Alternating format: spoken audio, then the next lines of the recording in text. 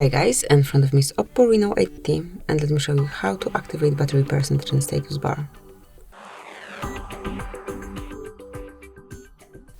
So at first, open the settings, then find and select battery, and here you will notice show battery level and status bar.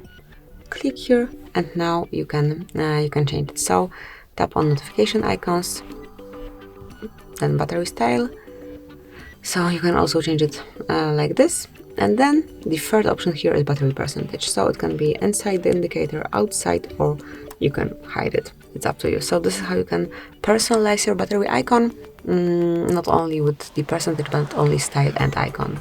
So that's it. That will be all. Thank you for watching. Please subscribe our channel and leave the thumbs up.